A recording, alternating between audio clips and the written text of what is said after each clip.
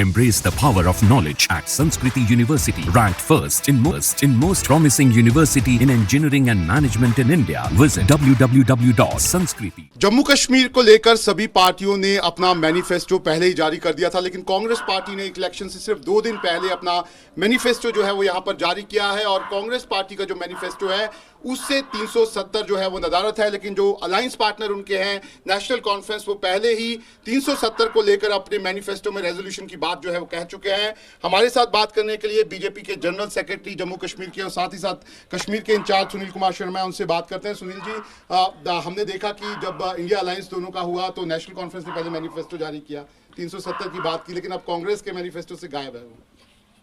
मैं ये कहने में बिल्कुल नहीं कतराऊंगा, कांग्रेस का इतिहास ही दोहरे चरित्र से भरा है, डूबियस कैरेक्टर।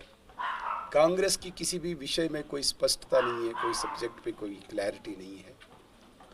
जहाँ तक बात आती है इंडिया अलायंस की, जो इनके पार्टनर है जम्मू कश्मीर के चुनाव में, नेशनल कॉन्फ्रेंस ने अपना मैनिफेस्टो घोषित करते ही 370 को वापस लाने की बात कही है, अलगाववादियों, आतंकवादियों और पत्थरबाजों को रिहा करने की बात कही है, आदि गुरु शंकराचार्य जी द्वारा स्थापित मंदिर को उसका नामांकन चेंज करने की बात की है, हरि पर्वत पे शारका मंदिर का नाम चेंज करने की बात की है, जिस पर कांग्रेस ने अपनी तरफ से कोई स्पष्टता नहीं दी है।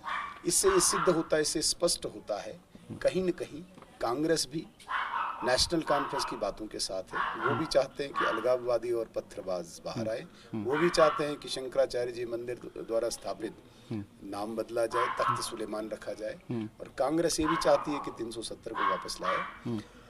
मुझे लगता है कि जो पर्दे के पीछे करना चाहते हैं उनको लोगों के सामने आके ये चीजें कहनी चाहिए। लोगों को कहीं ना कहीं आपको लगता नहीं है, दोनों पार्टियां अलायंस करती हैं लेकिन मैनिफेस्टो अपना अपना निकालती हैं, और एक पे लोगों को आपको लगता नहीं गुमराह करने की एक तरह से कोशिश है, वो कुछ और कह रहे हो कुछ और? मैं बिल्कुल ये आपकी बात से सहमत हूँ, लेकिन कांग्रेस को भी तो इन बातों पर स्पष्टता अपनी करनी चाहिए। ठीक है, आप अपनी पार्टी चलाते हैं, हम अपनी पार्टी चलाते हैं, आप जिस विषय पे कोई बात रखते हैं तो मैं तो मौन नहीं रहूंगा ना।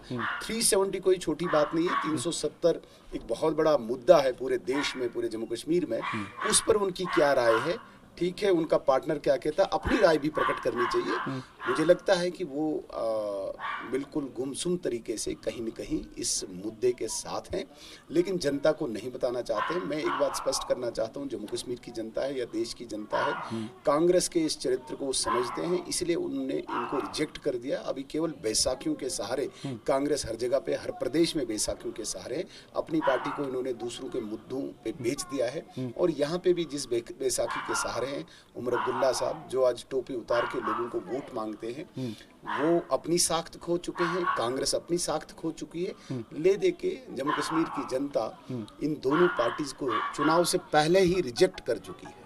लेकिन आप कश्मीर के इंचार्ज भी हैं बीजेपी के, और अभी जो सबसे बड़े आरोप आप लोगों पे लग रहे हैं वो ये लग रहा है कि जो इंजीनियर रशीद बाहर आए हैं और साथ ही साथ जमात इस्लामी यहाँ पर लड़ी, कई यहाँ पे इंडिपेंडेंट्स खड़े हैं, ये कहा जा रहा है कि कहीं ना कहीं ये प्रॉक्सी कैंडिडेट्स हैं और कहीं ना कहीं पीछे की से इनको किसी और ने खड़ा किया है। इशारा सीधे तौर पर आप पे। देखिए, मैं कश्मीर का इंचार्ज पिछले 5 सालों से हूँ, और जब जब यहाँ पे चुनाव हुआ वहाँ की पार्टीज आपस में आरोप लगाते रहते हैं। इंजीनियर रशीद पे आरोप लगता है, इंजीनियर रशीद फारूक अब्दुल्ला साहब पे आरोप लगाते हैं, फारूक अब्दुल्ला साहब महबूबा जी भी आरोप लगाते हैं। बड़ी बदकिस्मती है, जिस कश्मीर में इन्होंने 370 के एब्रोगेशन के उन दिनों में गुपकार अलायंस बनाया था, पीपल अलायंस फॉर गुपकार, वो गठबंधन जो था इनका, उसमें ये इकट्ठे नहीं रह पाए। तो मैं एक बात तो बिल्कुल ये जाहिर है कश्मीर में कि इनको लोगों की किसी को कोई चिंता नहीं है, चाहे वो इंजीनियर रशीद है, चाहे वो फारूक अब्दुल्ला साहब की पार्टी है, चाहे उमर अब्दुल्ला साहब है, चाहे सजाद गनी लोन है, चाहे अल्ताफ बुखारी है, या कोई भी दूसरा थर्ड पर्सन है। लोगों की इनको चिंता नहीं, इनको वहाँ के विकास की चिंता नहीं, इनको सड़कों, पानी, बिजली, स्कूल, अस्पताल, इन मुद्दों पे कोई लड़ाई नहीं है। इनको लड़ाई है एक दूसरे पर भाजपा का आरोप लगाने से इनको वोट मिलेगा। मुझे लगता है कि कश्मीर की जनता समझ चुकी है कि केवल भाजपा के साथ एफिलिएशन दिखा के वोट हमें नहीं देना है। वोट इस बार विकास पे होगा, वोट इस बार स्टेबिलिटी पे होगा, स्थिरता पे होगा, सुरक्षा पे होगा, और इनके आपस के आरोप प्रत्यारोपों को लोग रिजेक्ट करेगी, वैसा ही इंजीनियर रशीद और वैसा ही फारूक अब्दुल्ला, वैसा ही उमर अब्दुल्ला और वैसे ही महबूबा मुफ्ती। एक बात आप ये मेरी नोट करके रखिएगा, this is going for the first time in the history of Jammu and Kashmir, Omar Abdullah की फैमिली या अब्दुल्ला फैमिली या मुफ्ती फैमिली दोनों इस बार सत्ता से बाहर होंगी। लेकिन अगर आप ऐसी बात करते हैं कि अब्दुल्ला फैमिली बाहर होगी, मान लीजिए पीडीपी भी नहीं होगी, लेकिन बीजेपी, अमित शाह जी आए थे, बोले सरकार हम बनाएंगे, कैसे बनाएंगे वो बाद में बताएंगे, लेकिन कैसे सरकार बनाएंगे? इंजीनियर रशीद तो आप ही को टारगेट कर रहे हैं, क्या आप उनके साथ जाएंगे या आप अलगाववादी नेता या फिर जो यहाँ पे जमात इस्लामी जो सपोर्ट कर रही है वहाँ पे उनके साथ आप लोग जाने वाले? सरकार बनेगी कैसे? कतई भी किसी भी कीमत पे हम किसी पार्टी के साथ नहीं जाएंगे। मैं आपको बताना चाहूँगा, जितनी भी ये पार्टीज़ हैं वहाँ पे लोगों ने इनको रिजेक्ट किया है। मुझे लगता है कि नए चेहरे जिनको अभी आपने सुना भी नहीं होगा, देखा भी नहीं होगा, जिस प्रकार से बीडीसी डीडीसी चुनाव में या पंचायत चुनाव में नए चेहरे उभर के आए थे।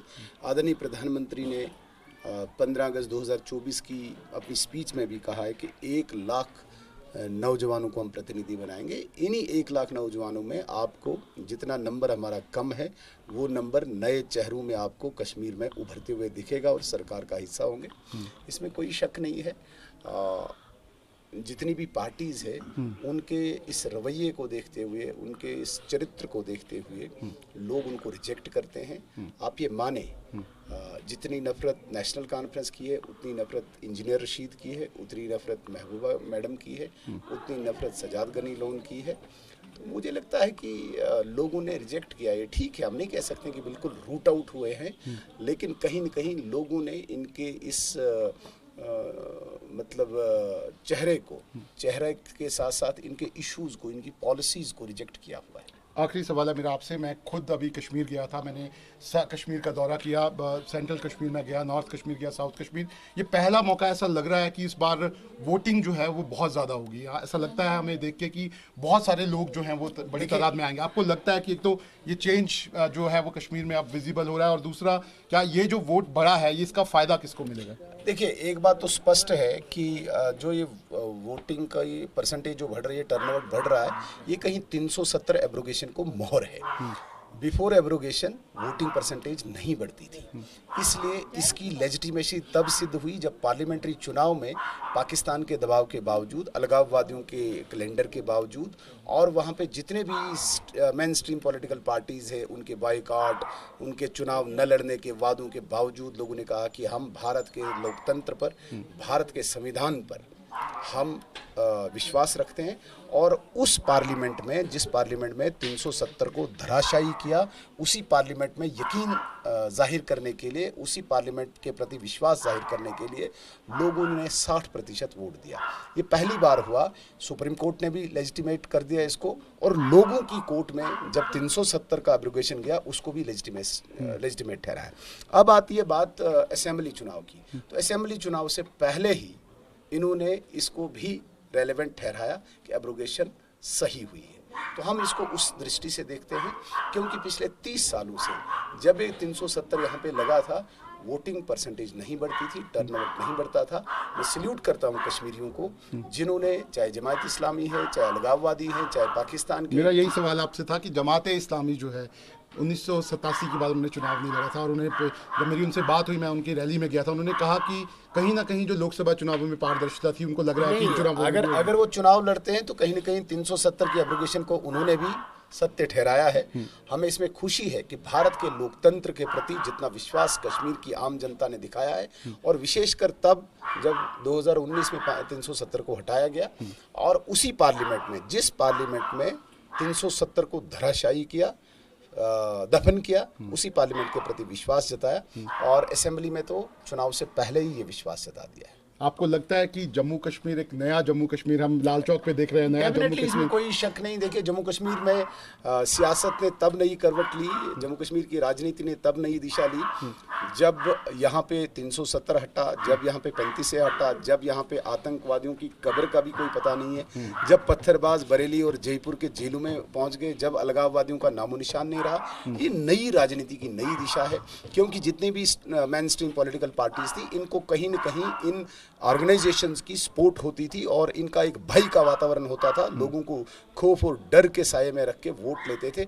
अब वो सारी चीजें हट गई हैं। नया दिखेगा हमें इस बार जो विधानसभा होगा उसमें नया सब कुछ दिखेगा, इसमें कोई शक नहीं है। बिल्कुल नया, बिल्कुल सब कुछ आपको एक नई दिशा, नई नीति, नई स्पष्टता, नए चेहरे ऐसा दिखेगा, नई सरकार। ठीक है, तो आप देख सकते हैं यह सुनील कुमार शर्मा लगातार पार्टी के लिए वो ना केवल जम्मू बल्कि पूरे जम्मू कश्मीर में यहाँ पर पिछले लंबे समय से प्रचार कर रहे हैं। साफ तौर पर जिस तरह से यहाँ पर कांग्रेस ने अपना मैनिफेस्टो जारी किया है, सुनील कुमार शर्मा का कहना है कि कांग्रेस का दोहरा चेहरा जो है इस पे साफ तौर पर नजर आ रहा है और इनका साफ तौर पर कहना है कि जब जम्मू कश्मीर के चुनावों के यहाँ पर रिजल्ट निकलेंगे तो एक नई विधानसभा जो है जिसमें नए चेहरे होंगे वो यहाँ पर लोगों को मिलेगी। वीडियो जर्नलिस्ट इजाज अहमद के साथ शाहनवाज खान, न्यूज नेशन, किश्तवाड़।